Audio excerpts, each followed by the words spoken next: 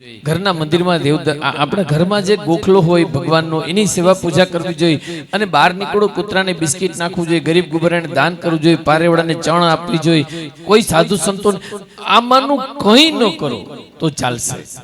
સાહેબ તમે તમારી રીતે નોકરી જાઓ, વ્યવસાય કરો, કંઈ ન કરો, બધું જ બસ તમે કોઈ કામ ન કરો, ખાલી નોકરી જઈને આવતા રહો કે વ્યવસાય જઈને આવતા રહો, બીજું કોઈ કર્મ ન કરો, ફક્ત એક કામ કરો, તમારા માતા પિતાને પ્રણામ.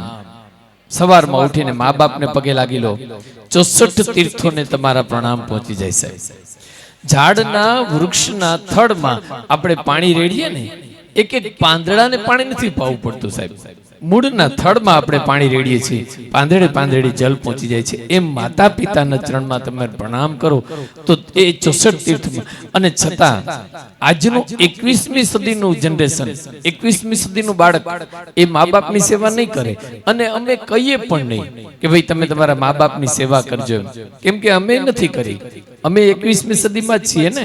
અમે નાના હતા ત્યારે માતા પિતાની સેવા નથી કરી, એટલે અમારાથી તમને કહી ન શકાય. પણ એટલું ચોક્કસ કે તમારા માતા પિતાનું સન્માન જાળવજો, તમારા મા બાપનું સન્માન કરજો.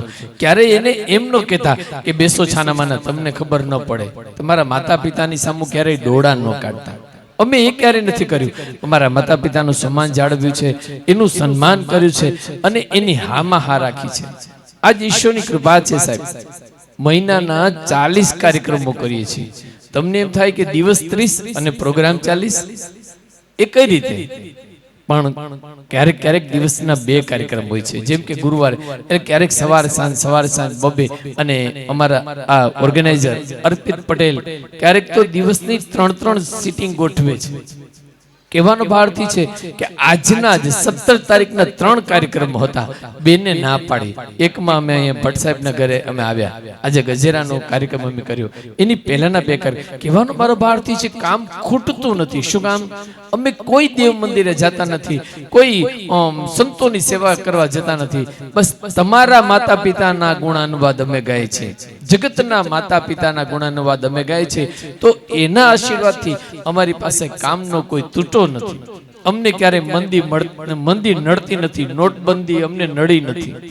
આપને કદાચ અતિશયોક્તિ લાગશે, પણ નોટબંધીમાં મેં લોકોને પૈસા આપ્યા છે. વિચાર કરો સાહેબ. કહેવાનો ભારતી છે બસ માતા પિતાનું સન્માન જાળવજો, મા બાપનું સન્માન કરજો. એક બીજું બહુ મહત્વનું અને રહસ્ય આપની સામે ખોલી દઉં કે તમારી પાસે કોઈ આર્ટ હોય, કોઈ વ્યવસાય હોય અને એમાં તમે આગળ ન વધી શકતા હો, તો એમાં માત્ર ને માત્ર ઉણપ છે તમારા માતા પિતાના રાજીપાની. એક કામ કરો, એનો રાજીપો જીતી લો. કોઈ દોરા ધાગા ભુવા આખડી માનતા ક્યાંય કોઈ જાતની બતાવવાની જરૂર નથી. ગોરદા અમને કયો ગ્રહ નડે છે, ભુવાજી અમને શું, કંઈ કરવાની જરૂર નથી. બસ તમારા માતા પિતાનો રાજીપો મેળવી લો. આપોઆપ તમારી અંદર રહેલી કળાને 4 ચાંદ લાગી જશે અને એવી પાંખો લાગી જશે, એ 7મા આસમાને ઉડવા માંડશે. આ માતા પિતાનો પ્રભાવ છે. સાહેબ છેલ્લે એક વાત કહું, પછી પાછા ભજનના દોર તરફ જઈ.